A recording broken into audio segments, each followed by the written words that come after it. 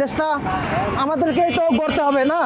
তা সেজন্য সাধারণ শিক্ষক হয়ে আমি রাস্তার যে জ্যামটা আছে, জ্যামটা ক্লিয়ার করার জন্য দাঁড়াইছি। সেই সকাল থেকে আমি আছি এখানে।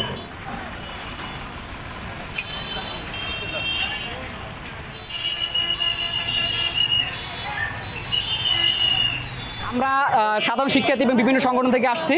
সকাল 9টা থেকে 10টা থেকে কাজ শুরু করছি এবং কলেজ মোড় থেকে দাদানো পর্যন্ত যতটুকু সম্ভব চেষ্টা করেছি। এবং পাশাপাশি যে দোকানপাটগুলো ছিল, পানের দোকান বা হোটেল বা গালামালের দোকান যেগুলো ছিল, সেগুলোতে বলেছি যে রাস্তার ধারে যেন ময়লা না ফেলেন এবং পাশাপাশি ঝুড়ি রাখবেন একটা করে, যাতে এগুলো নোংরা না হয়।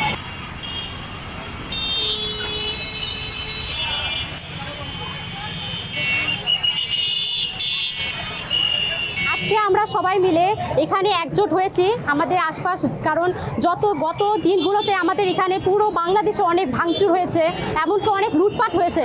তাই আমরা সকল শিক্ষার্থী মেনে পুরো বাংলাদেশ থেকে আমরা সবাই মাঠে নেমে পড়েছি, যাতে এদিকে আমরা যতটুকু পারি সম্ভব আমাদের পক্ষ থেকে যেন আমরা সহযোগিতা করতে পারি। আলহামদুলিল্লাহ, আমাদের সাথে সাথে আশেপাশে যত মানুষ আছে, দোকানপাটের মানুষ যতজন আছে, তারা আমাদেরকে সবসময় সহযোগিতা করেছে।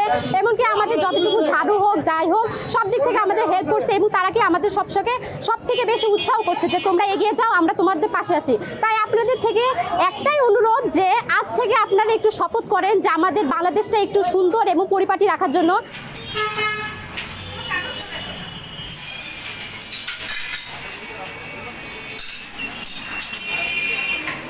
এই ট্রাফিক অফিসে এত ধরনের অনেক কাজ ছিল, ময়লা আবর্জনা ছিল, যার কারণে পুলিশরা এখানে বসে তাদের দায়িত্ব পালন করতে পারছিল না।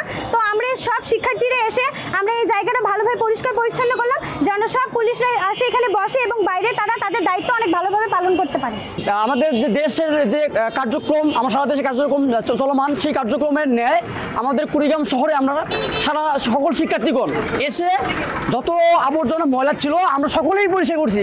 বিভিন্ন সংগঠন থেকে বিভিন্ন শিক্ষার্থীগণ, বিভিন্ন কলেজ, বিভিন্ন ভার্সিটি, বিভিন্ন স্কুল থেকে আসলে আমাদের শিক্ষার্থীগণ এখানে এসেছে এই বিভিন্ন কাজ করার জন্য।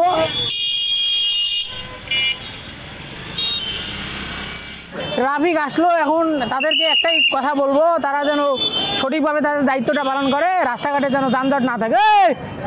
ওখানে দাঁড়ান, রাস্তাঘাটের যানজট নিরসনের জন্য যেন তারা কাজ করে দেয়।